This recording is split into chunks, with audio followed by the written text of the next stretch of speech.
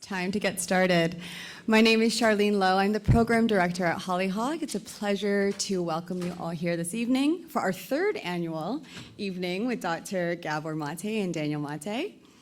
I'd like to start by acknowledging that we are on the unceded Indigenous land belonging to Coast Salish peoples. This includes the territories of the Musqueam, Squamish, and Tsleil-Waututh First Nations. And this year, we have been exploring a lot this concept of right relations and what it means to be in right relations with First Nations, with our communities, and with our closest people and loved ones. And this latter point is what we will all be exploring together this evening. So on behalf of Hollyhock, I would like to welcome you warmly to this evening. Hollyhock is a leadership learning center located on Cortes Island. We are on the traditional territories of the Klahoose, Tla'amin, and Homoko First Nations. Our mission is to inspire, nourish, and support those who are making the world better. And by also hosting programming in the city, we are able to bring a little bit of Hollyhock to Vancouver without the 8-hour commute. We are very honored to be hosting once again tonight's program on adult and parent-child relationships with Dr. Gabor Maté and Daniel Maté. The best-selling author of 4 books published in 25 languages, Gabor Maté is an internationally renowned speaker, highly sought after for his expertise on addiction, trauma, childhood development, and the relationship of stress and illness. Dr. Maté is a retired physician who, after 20 years of family practice and palliative care experience, worked for over a decade in Vancouver's downtown east side with patients challenged by drug addiction and mental illness. His book on addiction received the Hubert Evans Prize for Literary Nonfiction, and for his groundbreaking medical work and writing, he has been awarded the Order of Canada, our country's highest civilian distinction, and the Civic Merit Award from his hometown of Vancouver.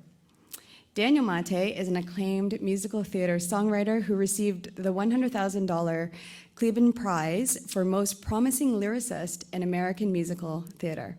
His work has been produced and presented across North America and in Europe. He has designed and led youth songwriting workshops from New York to LA to Canadian First Nations communities. Daniel also runs the world's first and only mental chiropractic service called Take a Walk with Daniel. I'm sure he'll tell us more about that this evening. Gabor and Daniel have co-led Hello Again workshops since 2016 in Vancouver and now in New York City. A book and podcast also titled Hello Again are in the works. You can follow them at helloagainproject.com for more information. I always come away from this evening with inspiring and revealing insights, and I look forward to the pearls of wisdom that we'll be hearing and sharing this evening. Please join me in warmly welcoming Dr. Gabor and Daniel Maté.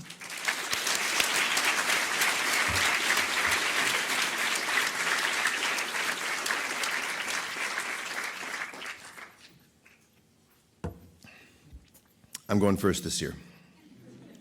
Hello again, as we say. So just a little bit about the format of tonight. I'm going to talk for about 15 minutes, and at about the 14-minute mark, Gabor's going to start looking really uncomfortable. And then I'll go for another 2 minutes just to piss him off. And then at the 16-minute mark or so, I'll sit down, and he'll come up here and he'll talk for another, let's say, 13 minutes or so. 15, let's say. And then we're going to sit down and we'll have a little discussion between the two of us, a little conversation, a little interview, actually. And then we'll take questions from you for the rest of the night. But since I'm up here first, I want to, and the weekend and the evening is really about you, I want to get a sense of who's in the room. So first of all, show of hands, who has been to one of our Hello Again events before? Okay, great. And who has not been to one of our Hello Again events? Well. Lots and lots of new faces. Thank you for coming for the first time. Who is here in their capacity primarily as a parent? Okay, thank you. And who is here primarily in their capacity as an adult child? Okay, great. And who's here in both capacities? Okay. Terrific. And last but not least, who's here with somebody? That is a parent who's here with an adult child or vice versa. How many of those? Okay, so a good number of people. And who is here alone with someone in mind who's not here? Okay, great. So that's perfect. So everyone is welcome and everyone belongs here. So if you're wondering, do I belong here? Is this right for me? The answer is unequivocally yes. And we'll speak about why that's the case, especially with regards to those of you who are here without somebody. It may seem like this is a relationship workshop, so what do I stand to get out of it if my relationship partner isn't here? That's probably the number one question we get asked at these workshops. And I think you'll find our answer reassuring and hopefully exciting. Because in some ways, you have an advantage over the people who have someone here in the room. And really, I just want to, is the mic a little hot? I'm hearing a little bit of crackling. Maybe I'll step back. I want to start just by acknowledging all of you for being here. And that's out of gratitude that so many people, that we've struck a nerve and that so many people are interested in this topic. We didn't know when we started this a couple of years ago what the response would be. And I think our YouTube video from that event has been viewed something like 75,000 times now. So that's a pretty good sign that we hit on something kind of universal. But I want to acknowledge you for something more specific than that, which is you're here for something. You're here for a reason. And I want to point out that, in a sense, you could say that the parent-adult-child relationship is extra credit. It's optional to work on this one. It's not mandatory. What do I mean by that? Well, let's contrast it with the parent-child relationship between a parent and an actual literal child. Now, you don't have to work on that one either. But if you've read the work of Dr. Gabor Maté, for instance, you know that the parenting environment is a very, very important thing to be looking at while the child is a child, because it's going to have huge impacts on the future development of that child. And it's kind of a one-way deal, right? It's really the parent's job to manage that and to work on that. And that's why there's so many books on parenting for parents of kids, and so many workshops on parenting, so many podcasts on parenting. Well, there's a reason our podcast, which hasn't launched yet but will, as far as I know, will be the first podcast on the topic of parent-adult-child relationships. And I think that's partly because, in a sense, this one's optional. You get to say whether you're satisfied with the quality of your parent-adult-child relationship. A lot of people live perfectly fine lives, and even, let's say, good lives, without ever really in-depth examining this one. Because the fact is that once the child becomes an adult, what happens? They move away. They physically create distance between them and the parent. And then it's kind of all improvised. How often are you going to talk? How often are you going to see each other? Could be as little as once or twice a year. That's what holidays are apparently for, right? And you get reminded of how stressful it is and why you spend 10 months out of the year, Or you have a perfectly fine relationship. It's perfectly fine. It's totally enjoyable, and there's no reason to explore it. But the point is, it takes something to say, you know what, at whatever level of quality it's currently at, I have this sense deep down that it could be better, or it could be deeper, or it could be more honest. Or there's these things from the past that are unresolved, and if we can have the chance to resolve them now while both of us are still, let's face it, alive, I'd like that, rather than having to regret it years down the line, at the last minute or after the last minute. And for those of us who are here with a parent in mind who is no longer here, or even a child in mind who is no longer here, because we've had people attend in that situation, it still takes something to say, I really want to revisit this relationship and complete it for myself and create a new paradigm for how I relate to it, because that person is still with me in a big way. So this is not mandatory work. This is optional work, and you are choosing to do it by being here. And whether you're feeling really gung-ho and good about it at the moment, or whether you're feeling cautiously optimistic, or whether you're feeling kind of glum and resigned, or just numb and confused, you're in the right place. And I want to just relay to you what I see is that you've chosen to be here, and I think that's worth acknowledging.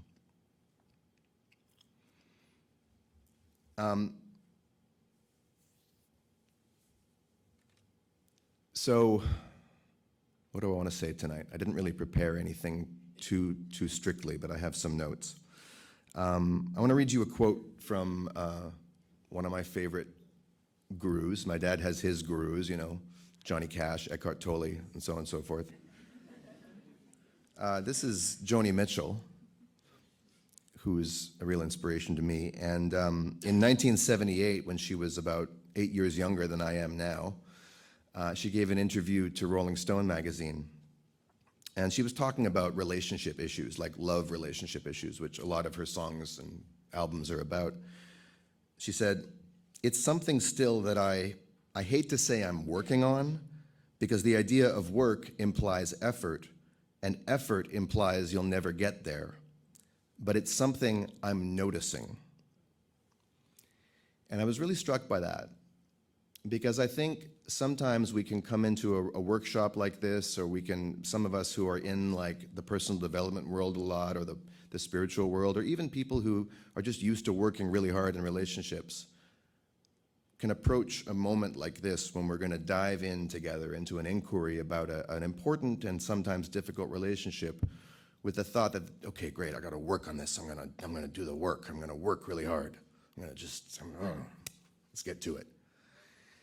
And that really what Joni's saying there is that already we're setting ourselves up for a lot of unnecessary stress, and that the real work is in noticing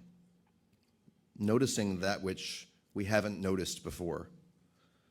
Really, relationships happen through our perceptions, through how we see, through how we interpret each other and ourselves and reality. And so if I had any words of advice for you this weekend, whether you're just here tonight or you're here as well for tomorrow and Sunday morning, is more than anything else, put your attention on your attention. Put your attention on what you're noticing rather than trying to figure something out. Notice your own reactions. Notice your own thoughts.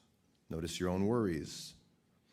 Notice the dynamics that come to the fore as we do this work.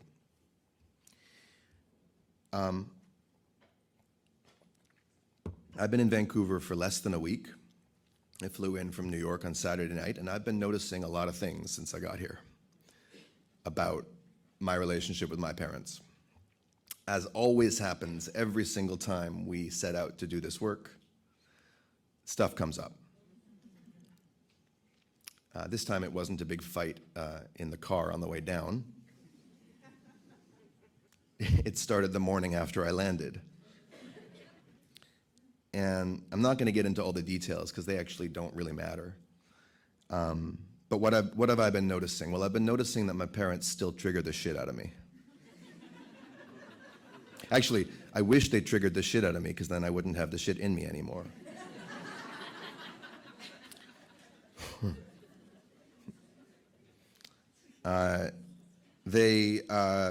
My relationship with them triggers all kinds of very unpleasant states, or at least states that I find unpleasant. States like disorientation. Like not just anger, not just fear, not just sadness or grief, but actually literal ontological confusion about what is what, and where is where, and up being up and down definitely being down. And and look, speaking of choosing things, I chose this. I chose to dive into doing this work with my dad, to, do workshops with my dad about parent-adult-child relationships. Most people don't choose to do that.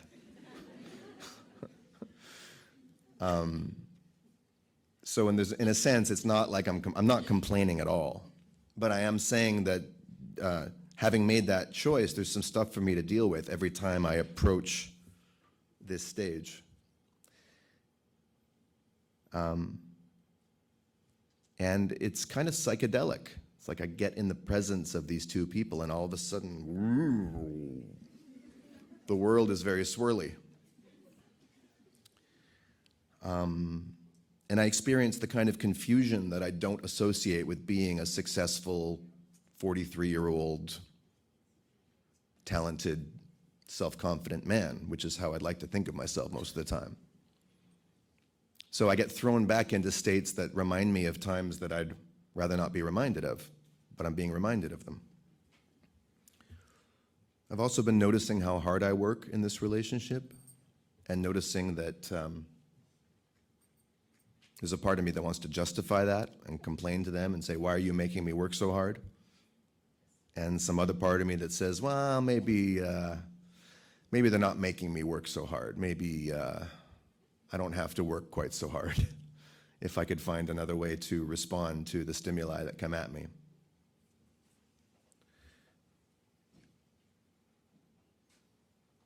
And what's tricky about that is that I'm working exactly as hard as I worked as a kid. And back then I had to work that hard.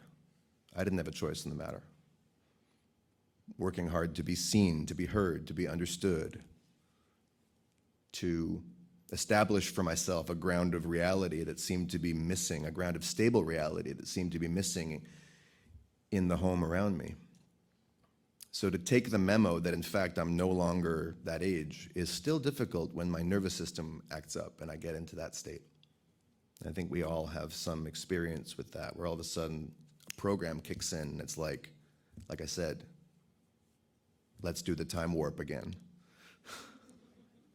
For all you musical fans out there. I've also been noticing that life seems to be really good at conjuring up exactly the situations that will perfectly trigger the next layer of deep programming for me to see, including this week some massive misunderstandings that would be outlandish even in a comedy of errors. Just total hilarious, like from the outside, hilarious misunderstandings, but what they point to is something about the relational environment between my parents and I, where it's so, sometimes it gets so full of the past that it's almost as if the air between us is charged with ionic particles, and my words can't even get across the space to them. By the time they reach their ears, they've transformed into something else, and we're just completely misunderstanding each other. And I'm sure it goes in the opposite direction as well.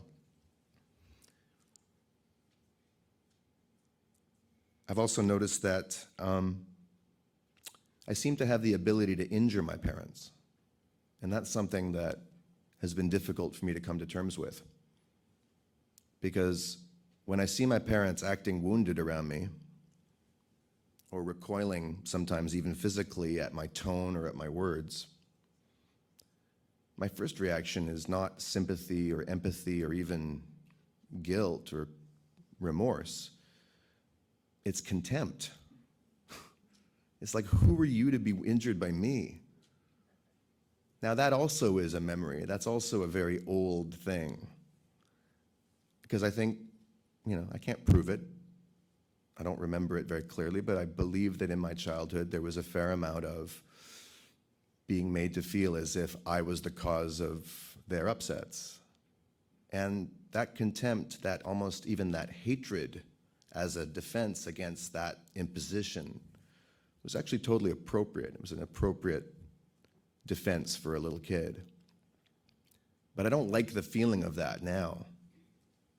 And I had coffee with my mom yesterday, actually, which she initiated, and I really appreciated this. We had some semi-fractious interactions, and she said, hey, I want to talk to you before this Hello Again workshop. I want in on this Hello Again stuff, too.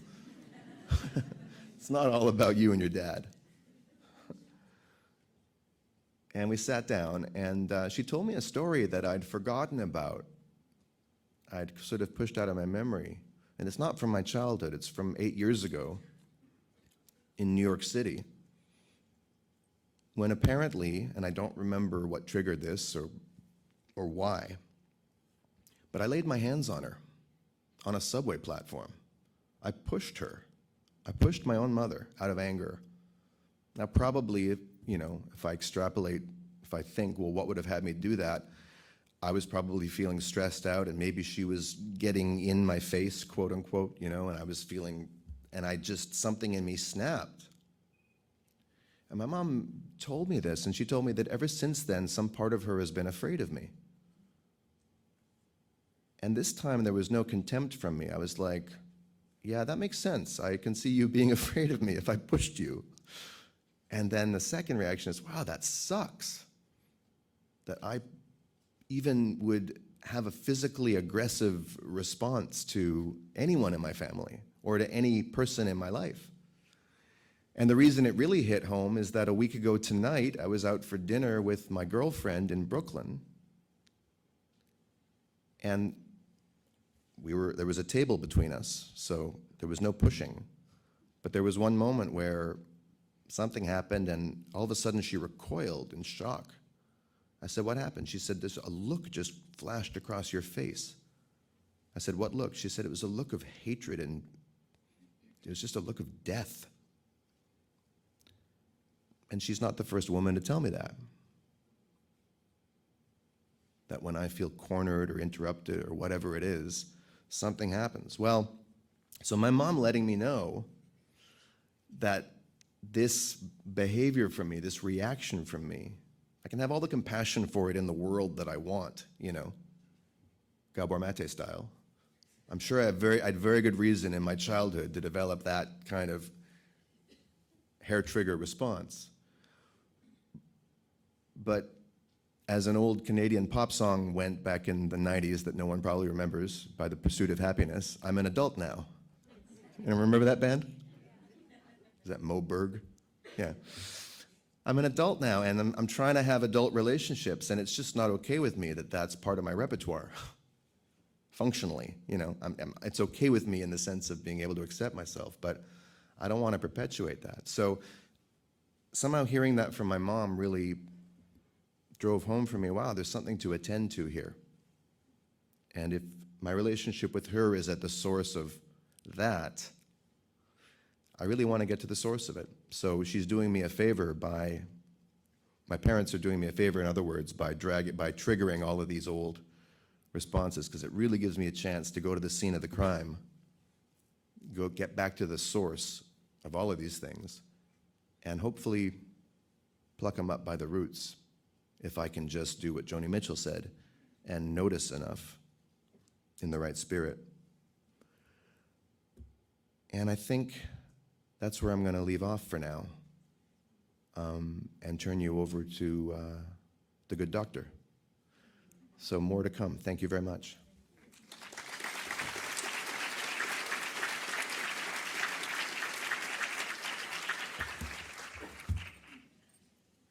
Good evening.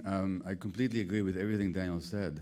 I don't really, but we were talking about beforehand tonight about how we're going to do this, and I said, well, you're going to talk, and then I'm going to rebut what you said. And he said, what I'm going to talk about is how all my life you've been rebutting me. How are you going to rebut that one? And I said, I'm going to rebut that by agreeing with everything you said. So if you can figure that one out. Well, thank you, Daniel, for that excruciatingly honest sharing, only what we expect.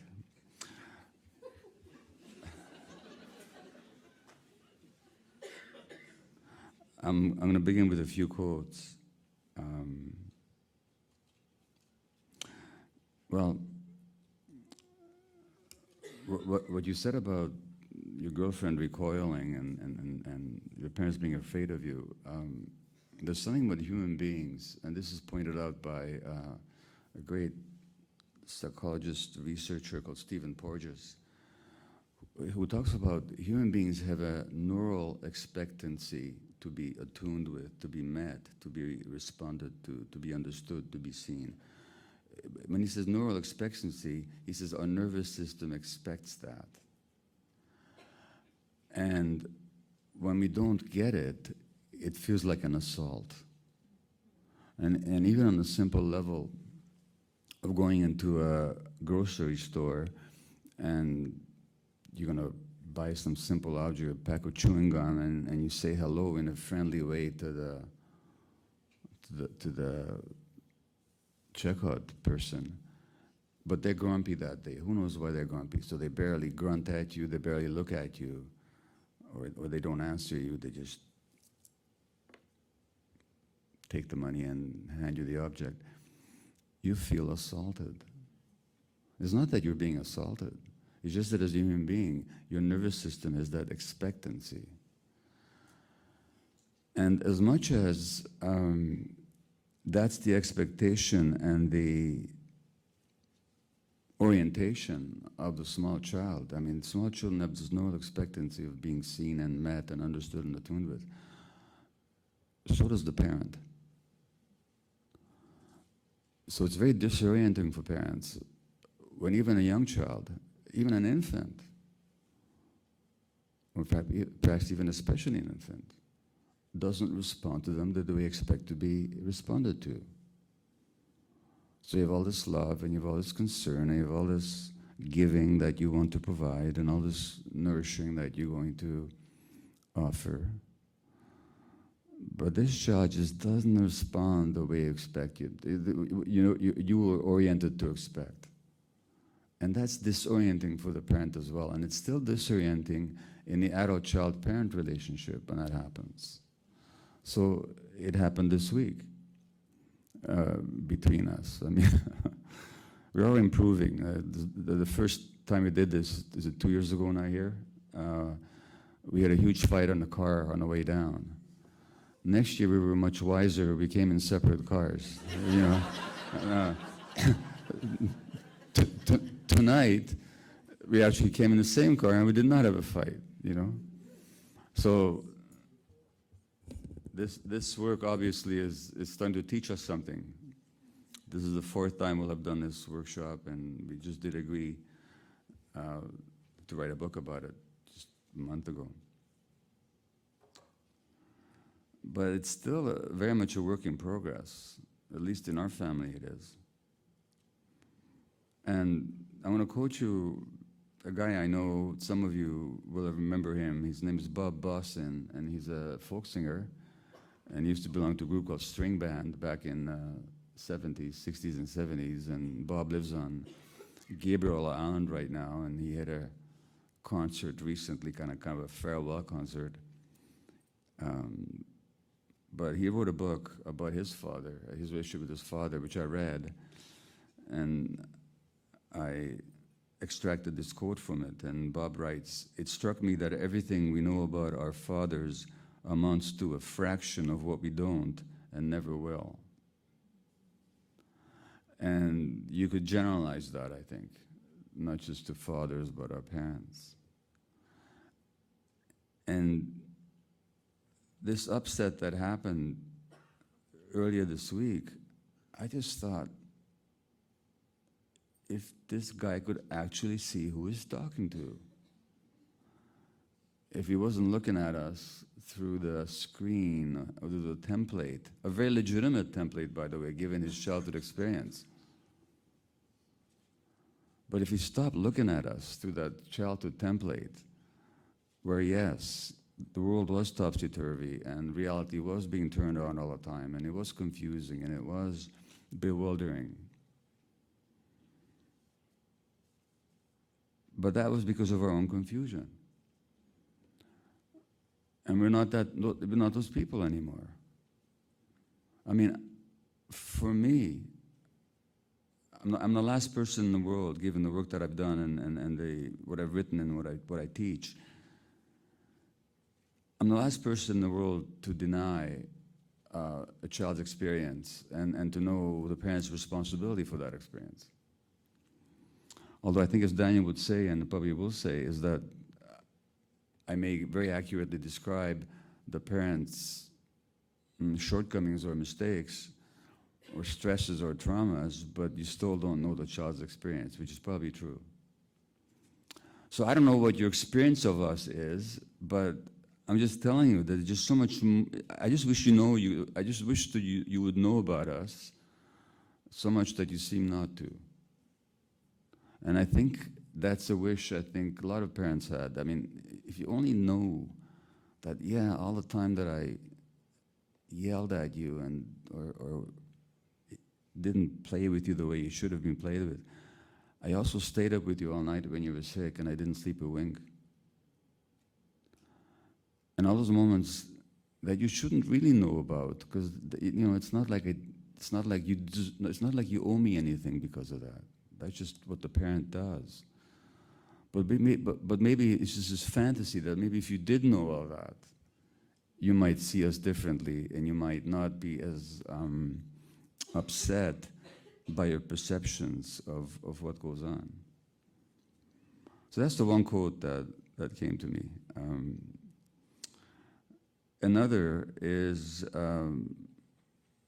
Carlos Ruiz Zafón, a writer, said, sometimes one feels freer speaking to a stranger than to people one knows. And I'm sure you've had that experience. If you go to a situation, you would talk with somebody you barely know and you're sharing with them stuff you'd never let anybody know that actually you're a close relationship with. And he says, why is that? He says, probably because the stranger sees us the way we are, not as he wishes to think we are. And I would add to that, and this happens both ways, that in this adult-child-parent relationship, as in many other relationships, we're seeing the other person not as they are, but as we think they are, and very often we see them as we are afraid they are. In other words, we have a view of them that is somehow a composite of our hurts.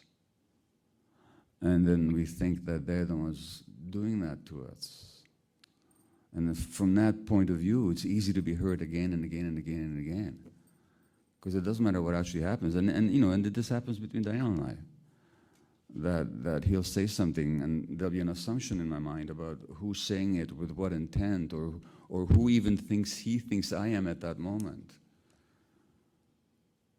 And the way I interpret what he's saying to me doesn't, and the perception of myself that I think he has just doesn't congrue with the perception I have of myself. You're not talking to the person who you think you're talking to. And then that leads to a certain kind of desperation to explain who it is that you're really talking to. And then the more we try to explain who we are that they are talking to, the less the other person feels they're not hearing me at all. So it's quicksand, this stuff. It's easy to sink into it. And it needs a lot of consciousness, a lot of effort, I think. And that quote by Joni Mitchell, well, I think it does take a lot of effort. Yeah, the effort to notice, yes. But not just to notice, but also to be really curious. To be curious about one's own reactions. And yes, I do like Eckhart Tolle a lot, and he did say once that be at least as interested in your own reactions to situations and people as in the situations and people that evoke those reactions. And most of us, when we react to something, we're not that curious about our reaction. We take it for granted that our reaction is actually to something outside of ourselves, and that other person is responsible. Who wouldn't be upset in this situation? Well, I think in the upset that happened between Daniel and I this week, there were a lot of assumptions that I believe were being made, that if they had not been made, there would not have been an upset, or the upset would have been infinitesimally smaller. And that goes both ways. Everything I'm saying goes both ways.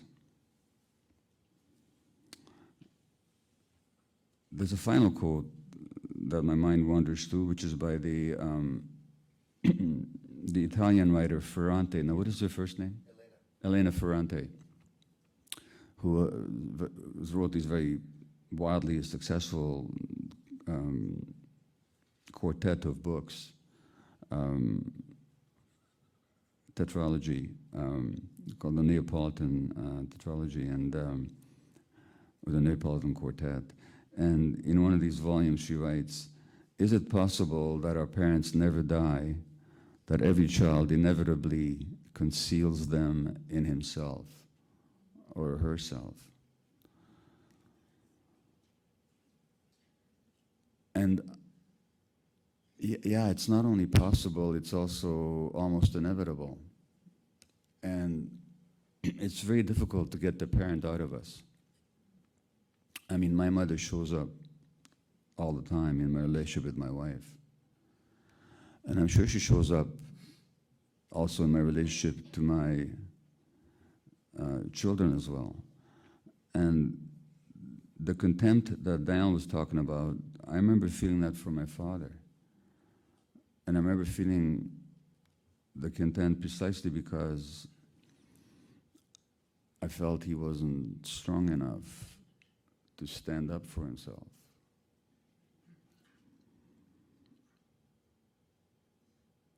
Now, this is at the same time as I totally respected, not totally, I really respected my father and thought very highly of him and valued him. And I think what we have to realize is that there's parts to us. I've been interested recently in a form of therapy called internal family systems, which teaches that all of us have these different parts, that the so-called individuals with the multiple personality disorder are just extreme cases of what we all contain, which is all these different parts, all these different personalities. So yes, a part of you can hate me, and absolutely does, and a part of you can totally love me and respect me. And these are different parts. And it goes both ways. You know? I know. I mean, for some reason, I've had this dream ever since my eldest son, Daniel, was small, of me raging at him for something. It's a recurrent dream. I was raging at this 1-year-old or a 2-year-old. Well, I don't know what that, that's a part of me that's just in there. And I think the only way to approach this is with compassion to all these different parts. So we need to have a lot of compassion for the parts of ourselves that has contempt or hates, especially for those parts we need compassion, because those are the most hurt. Those are the parts that are most hurt. They're the ones that most need the compassion. They're the ones that most need the curiosity. But noticing them rather than believing them, and noticing them and being curious about them rather than identifying with the message. As far as my mom, and when you were talking about you and your mom, I was remembering my mother. My mother had two unfortunate sayings when I was a kid. One is, "I hope you have children someday so that you can find out what suffering is like." Now that's a really positive message to give to a kid. And what can you do as a child? You either take it on, in which case you become tremendously guilty, or you dismiss it with utter contempt. There's only two, or maybe you do both. And my poor mom would often also would say to my brother and I, after she felt upset by us for something, "You just took 10 years off my life." When I got to about 8 or 9, I started doing the math. And realized my mother thought she was going to live 1,000 years.